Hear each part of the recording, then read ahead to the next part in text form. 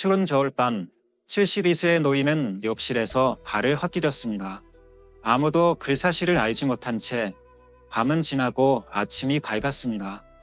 아들이 집에 들렀을 때 욕실의 불은 아직 켜져 있었고 김이 서린 거울은 흐릿하게 안개처럼 덮여 있었습니다. 그리고 아버지의 몸은 조용히 바닥에 누워 있었죠. 한쪽 어깨에는 시퍼런 멍이 들어 있었고 두 눈은 여전히 떠진 채 마치 무언가 전하지 못한 나를 끝내 찾으려는 듯한 눈빛이었습니다. 늦은 밤 따뜻한 물로 몇 시간 목욕을 한 것뿐이었습니다. 그저 평범하고 무해해 보였던 하나의 습관이었을 뿐입니다. 하지만 그 대가는 다시는 되돌릴 수 없는 영원한 이별이었습니다. 그리고 그것은 단지 시작에 불과했습니다. 우리가 오랫동안 믿고 따랐던 매일 목욕이라는 습관 뒤에 숨겨진 진실들이 서서히 드러나기 시작한 것이죠. 욕조에서 피어오른 수증기가 낡은 거울을 흐릿하게 덮었습니다. 차가운 타일 바닥 위에 김순자 할머니가 조용히 앉아 있었습니다. 젖은 은빛 머리칼 끝에서 뚝뚝 떨어지는 물방울은 매운 조명이 스칠 때마다 그녀의 살갗을 투명하게 비쳤습니다. 너무나 얇아진 피도 위로는 복잡하게 얽힌 모세혈관들이 마치 곧 찢어질 듯한 비단 종이처럼 드러나 있었습니다. 그녀의 손에는 부드러운 수건이 하나 있었고 그 수건엔 피가 스며들고 있었습니다. 사고로 생긴 상처 때문이 아니었습니다. 말라가는 땀이 갈라지듯 그녀의 피부는 저절로 터지고 있었던 겁니다. 그럼에도 그녀는 계속 목욕을 했습니다. 매일 하루에 2번씩 거의 반세기 동안 사람이 목욕을 안 하면 죽은 거나 마찬가지야. 그 말은 할머니가 내일 아침 스스로에게 되뇌는 증언 같았습니다. 목욕은 깨끗해지기 위한 것이 아니라 살아있다는 감각을 느끼기 위한 의식이었습니다. 하지만 그녀는 단 한 번도 말하지 않았습니다.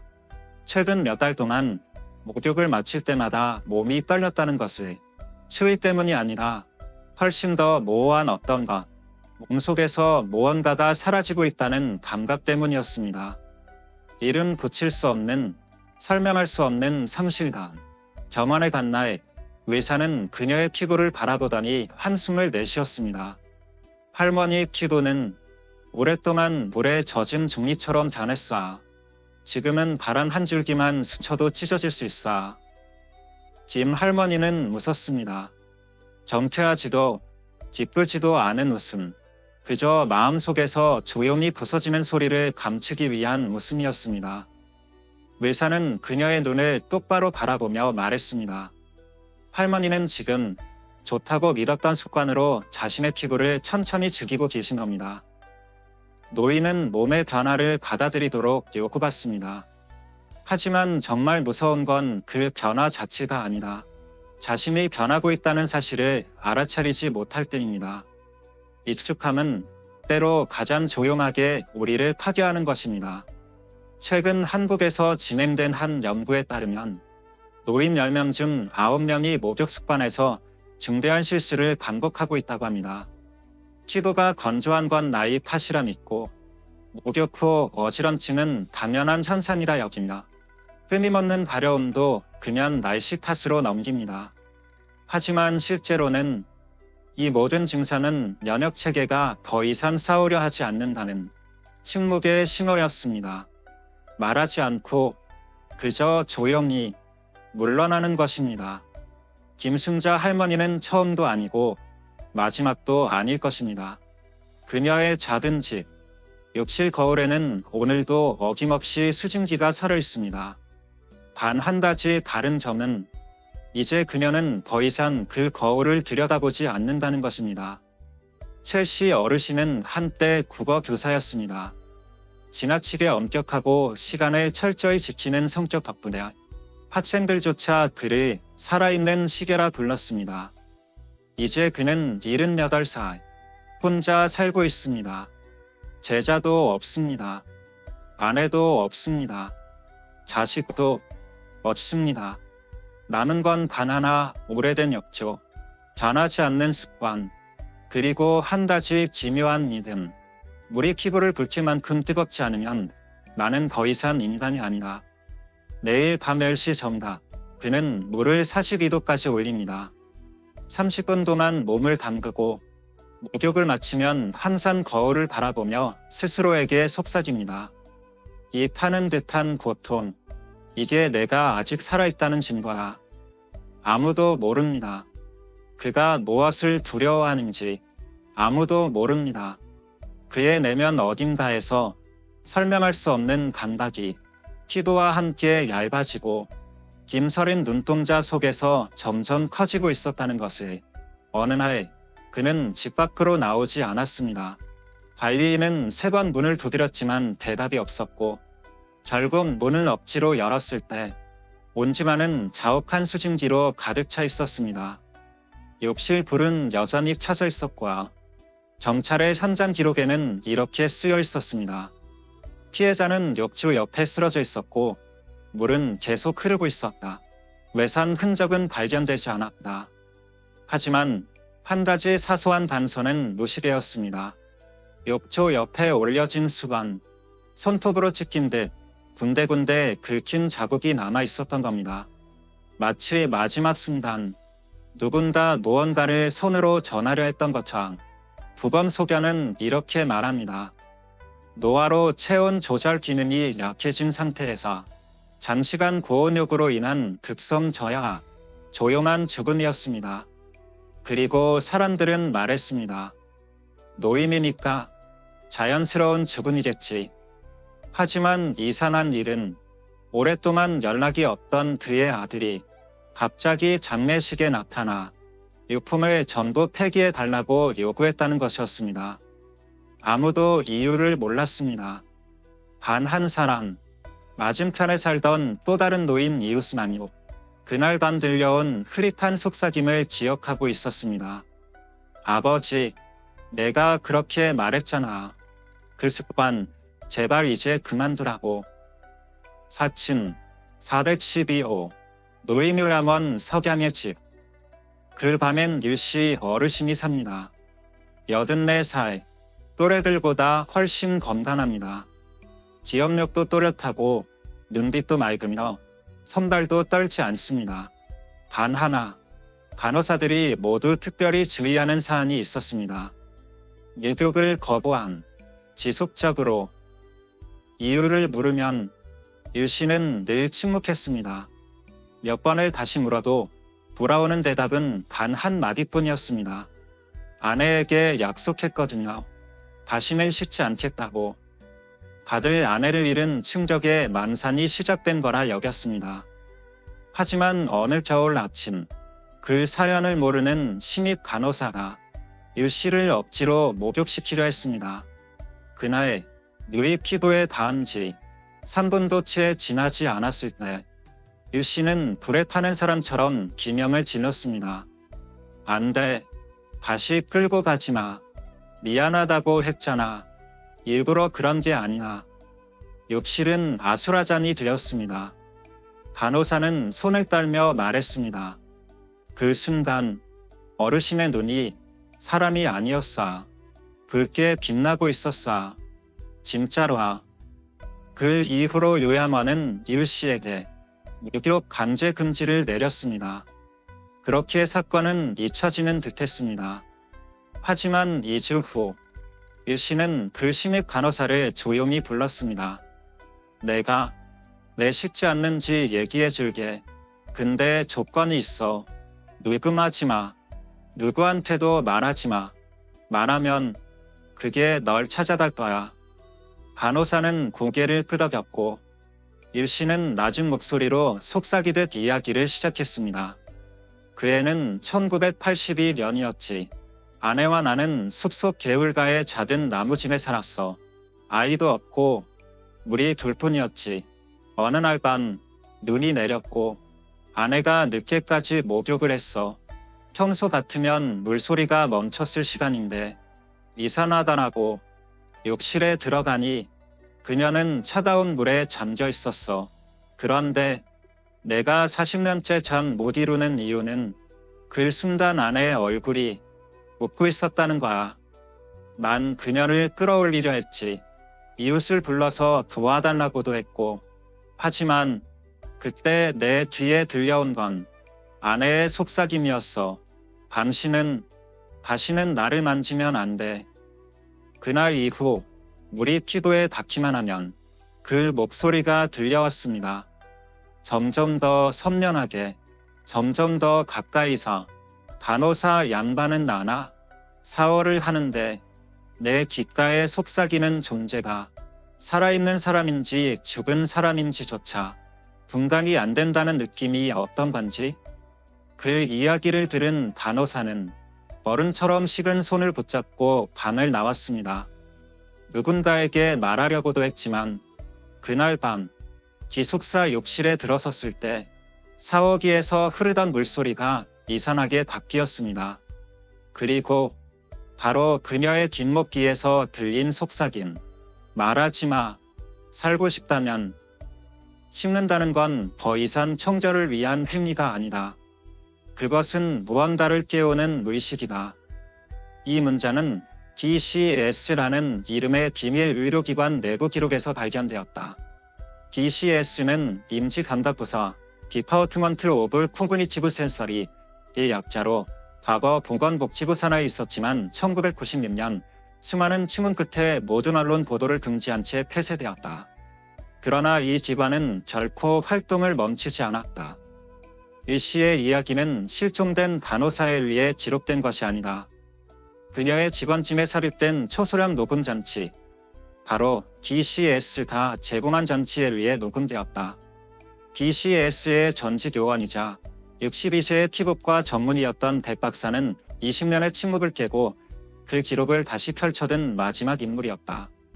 그가 지난 1년간 다음과 같은 사례들을 발견했을 때 그는 직감했다. 무언가가 다시 돌아왔다는 것을. 뜨거운 물에 과다하게 담가져 산화한 3건, 욕실에서 실종된 2건, 목욕을 극도로 거부하는 5건. 우리는 피부를 단순히 신체를 보호하는 장벽이라 여겨왔다. 하지만 만약 피부가 일종의 문이라면 샤워나 목욕을 하면서 우리가 알지 못한 채 그 문을 열고 있는 것이라면 1993년 DCS는 비밀리에 한 실험을 진행했다. 계산은 65세 이상, 혼자 살며 매일 목욕하는 습관이 있는 노인들이었다. 실험 결과는 단 한 번도 공개된 적이 없다. 기밀 파일에는 손글씨로 빨간 잉크로 적힌 단 한 줄의 메모만 남아있었다. 실험자 47번 13일 연속 목욕 후 욕조에서 자신을 부르는 소리를 듣기 시작한 16일째 뜨거운 물에 들어갔다가 돌아오지 않은 백 박사는 기록을 따라 47번 실험자의 옛 아파트를 찾았다. 그 건물은 2001년에 철거되었지만 인근 주민들은 여전히 그날 밤을 기억하고 있었다. 실종자 때문이 아니었다. 그날 밤 그 지역 전체의 수도관에서 무언가 안에서 비명을 지르는 듯한 씩씩거리는 소리가 났기 때문이었다. 백 박사의 수첩에는 푸른 잉크로 적힌 짧은 메모가 있었다. 목욕을 멈춘 사람들, 그들은 마지막 생존자일 수도 있다. 그리고 그는 그들을 찾아 나섰다.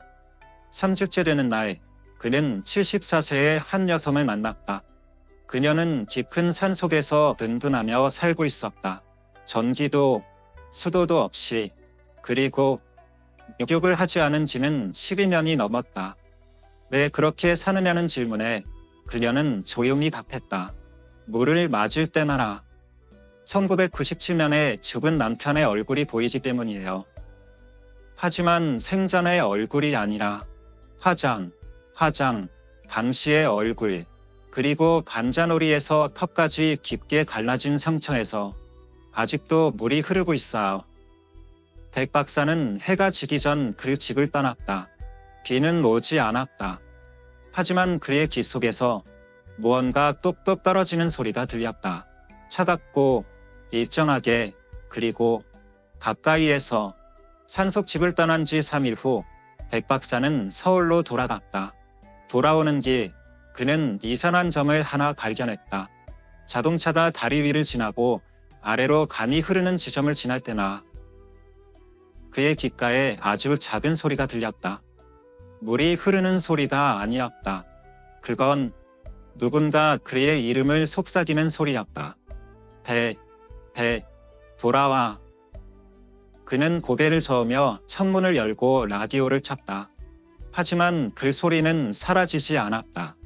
그것은 마치 꿈속의 메아리처럼 모든 소리에 녹아들어 있었다. 그날 밤 그는 샤워를 하다가 따뜻한 물에 손을 대는 순간 한 장면이 번개처럼 머릿속을 스쳤다. 긴 머리의 한 소녀가 욕조 안에서 고개를 숙인 채 앉아 있었다. 얼굴은 보이지 않았다. 움직임도 없었다.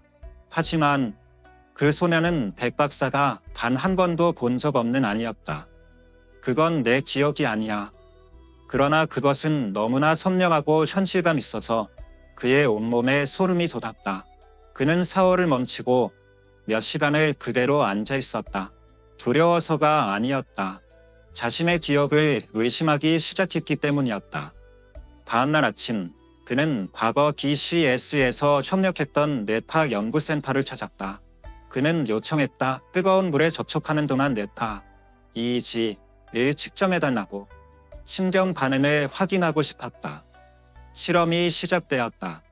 따뜻한 물이 백 박사의 피부에 닿는 그 순간 뇌파 신호가 급격히 뒤틀렸다. 모니터에는 지금까지 인간의 어떤 심정 활동과도 일치하지 않는 파열이 나타났다. 책임 연구원은 조용히 속삭였다. 이건 기억 활동이 아닙니다.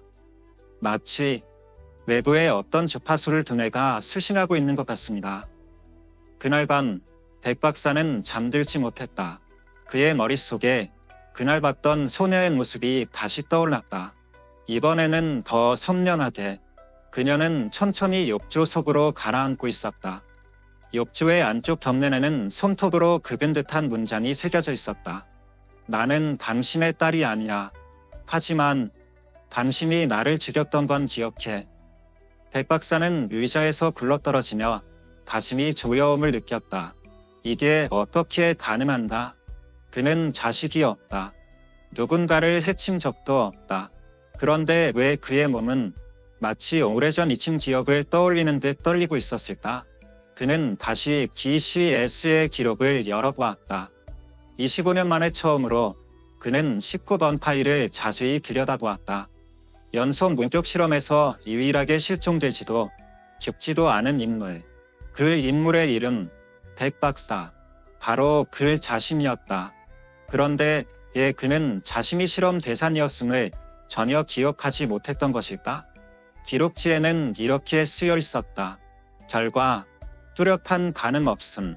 단 목욕 직후 단기 기억 상실 현상 반복적으로 관찰됨. 그리고 마지막 장 검은 잉크로 손글씨로 적힌 문장이 있었다.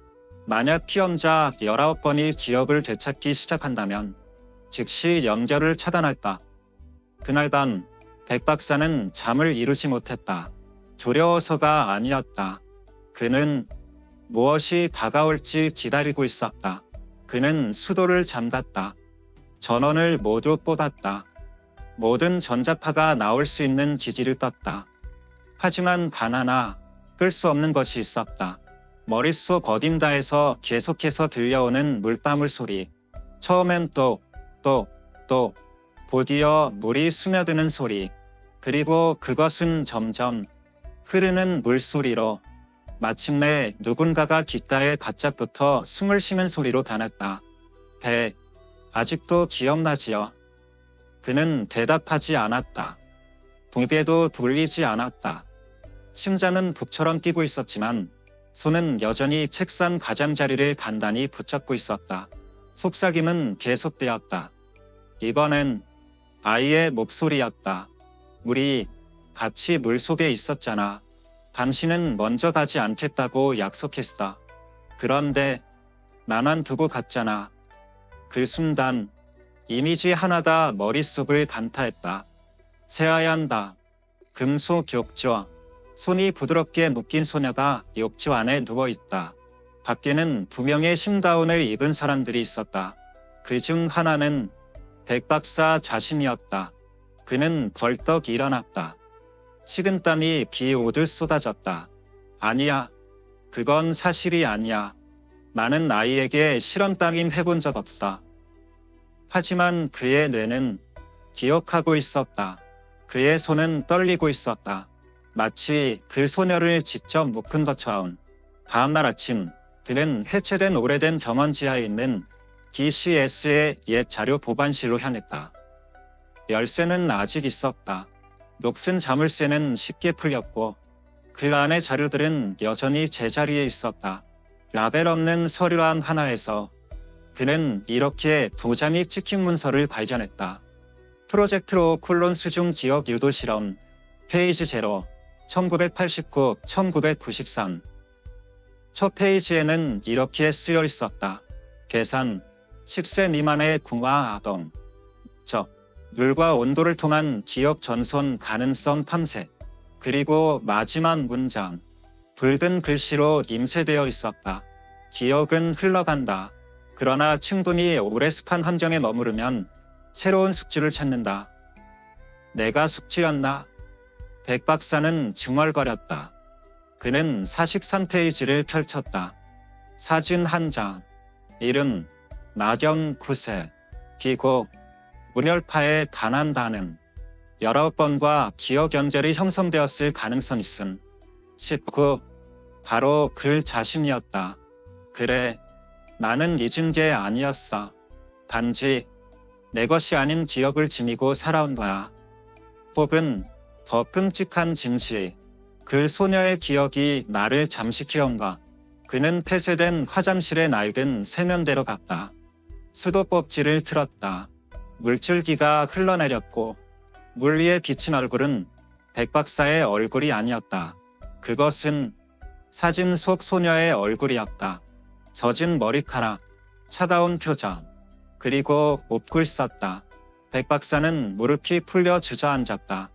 손으로 세면대를 붙잡았다. 그는 느꼈다. 누군가 뇌를 안쪽에서 짓누르고 있다는 걸. 그리고 화장실 벽 구석에서 그는 손톱으로 긁어쓴 듯한 문장을 발견했다.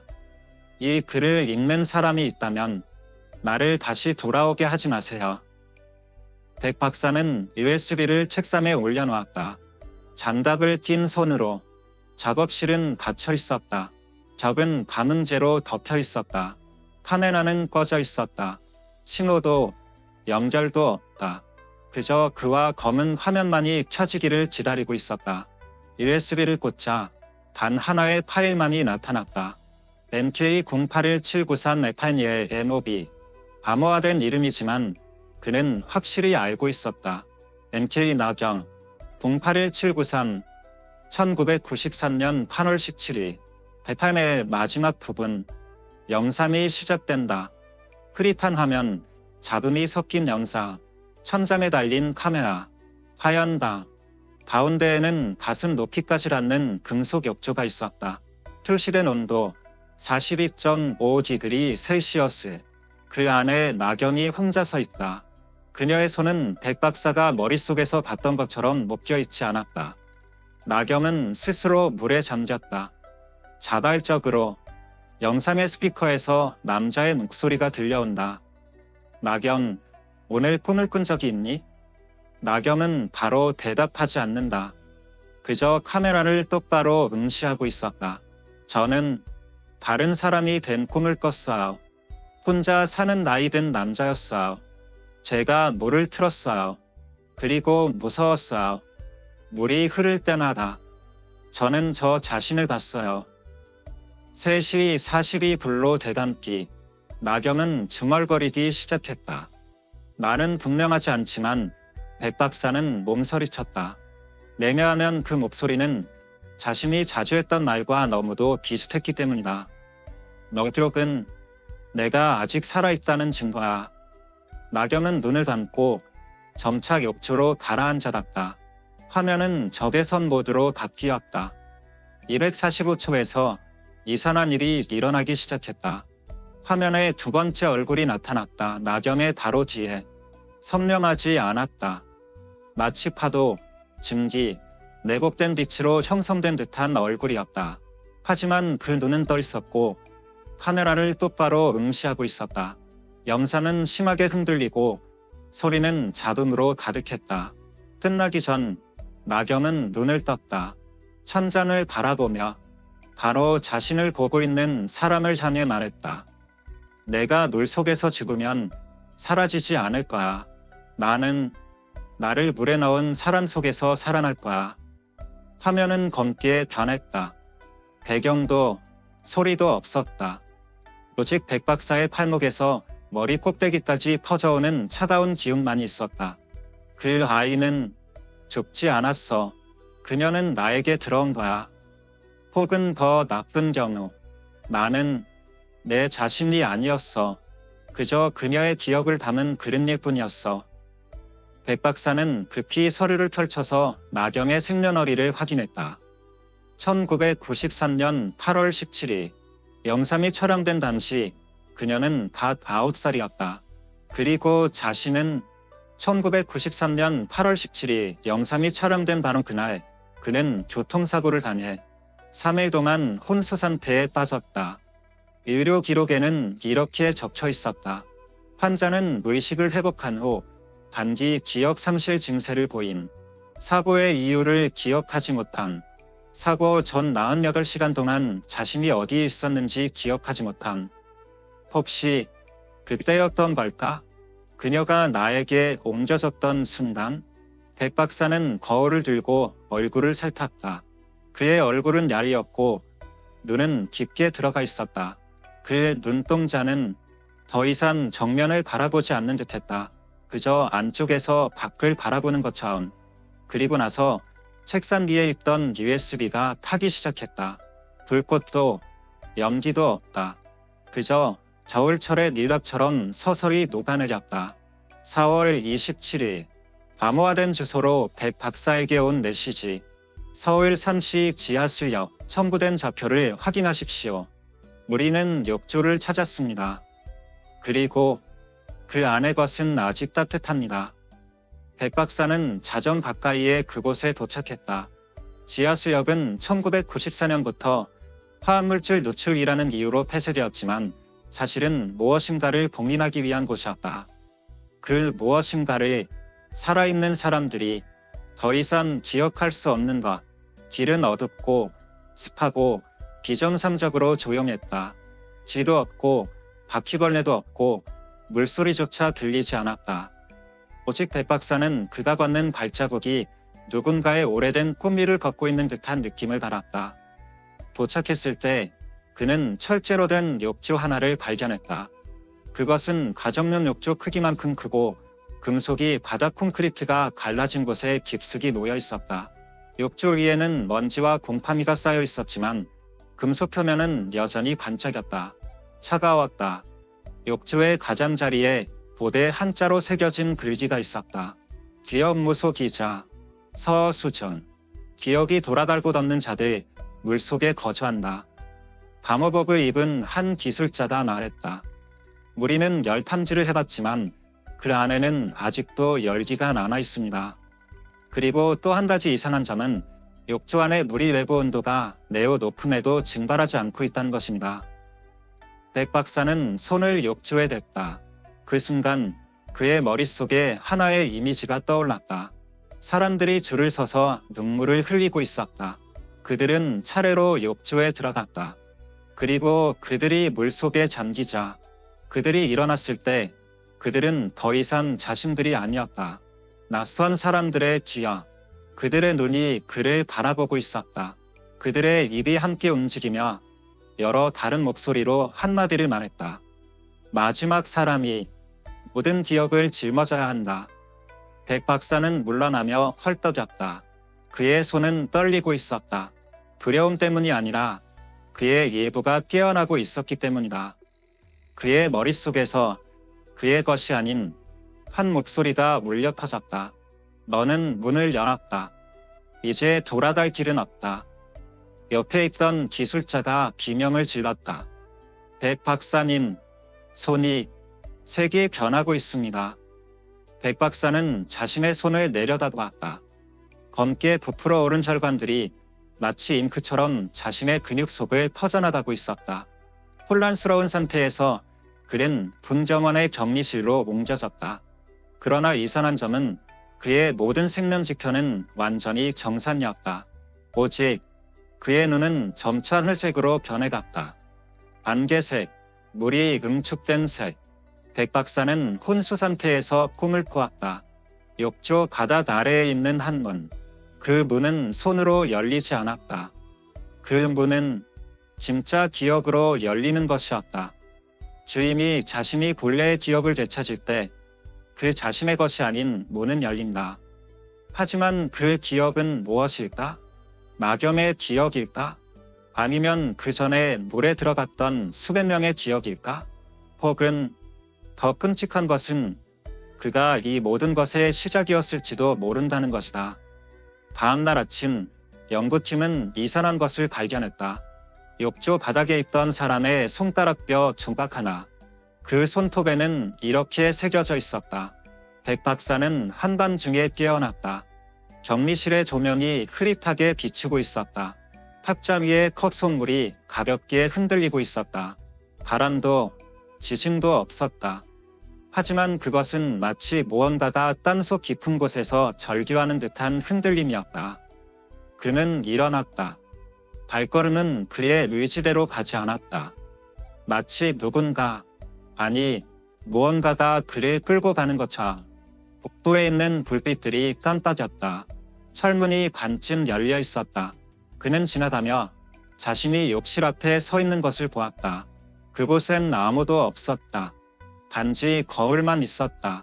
거울 속에는 그의 모습이 반사되지 않았다. 대신 물이 소용돌이치는 모습이 반사되었다. 마치 두세 개 사이의 구멍처럼. 그는 손을 내밀어 그곳에 닿았다. 그리고 그것 속으로 빠져들었다. 공간의 색이 변했다. 시간이 녹아내렸다.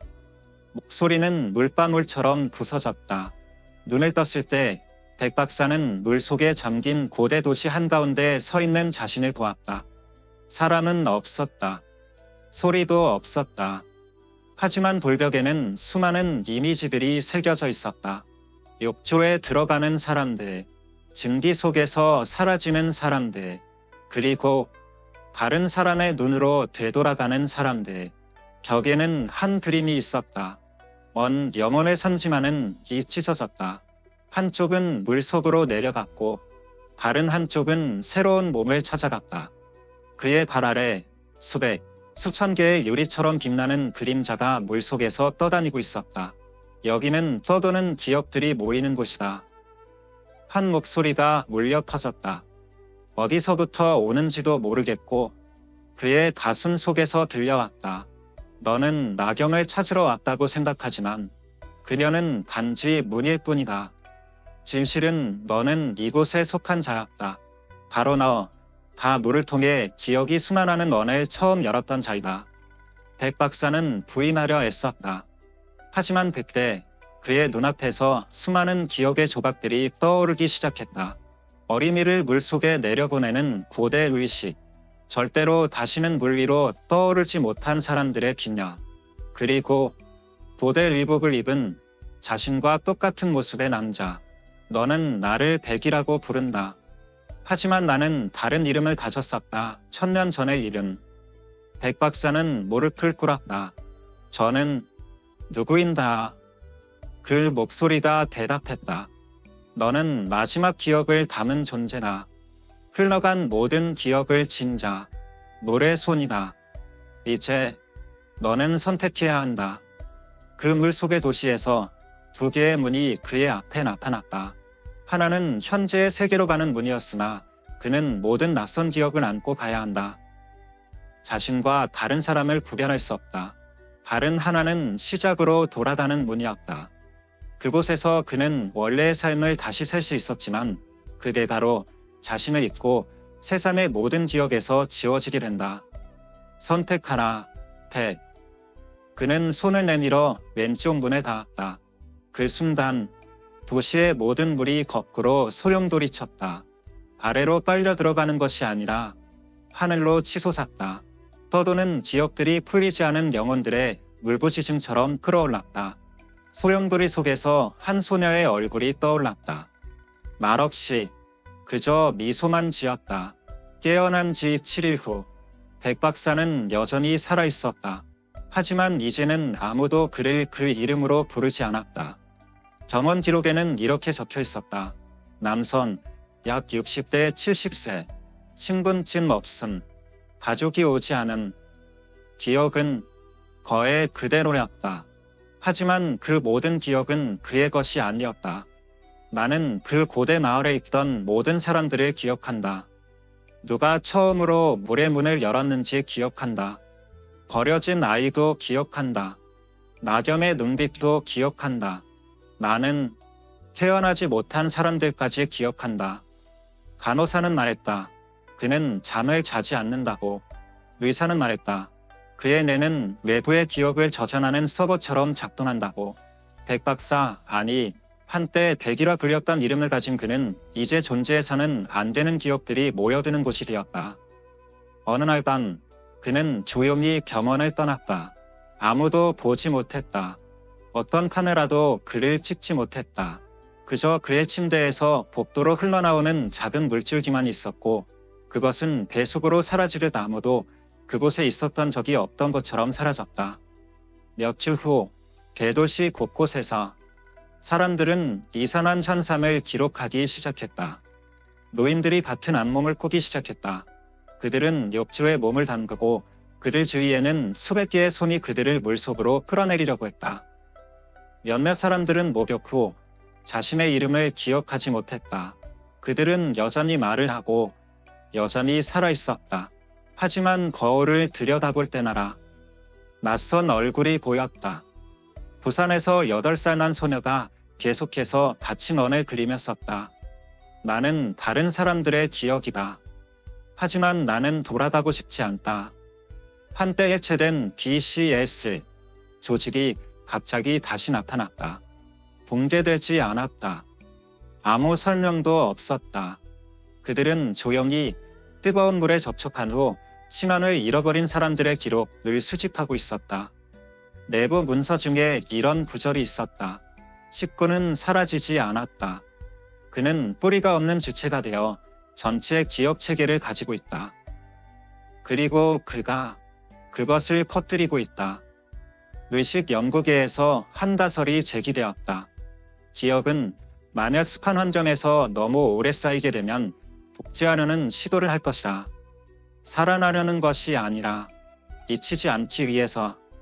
10년 후 서울 외곽의 작은 보건소의 한 노인이 신분증 없이 떠도는 모습으로 접수되었다.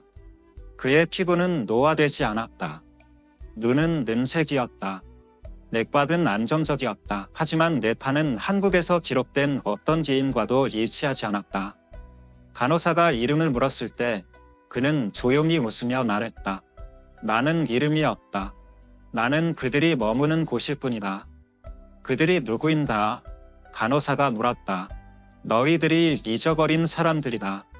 살았지만 결코 기억되지 않은 사람들. 그날 밤 그는 사라졌다. 그가 남긴 것은 차가운 물자국이 있는 베개와 낡은 종이에 쓴 고풍스러운 글씨 한 장. 나는 결코 하나가 아니었다.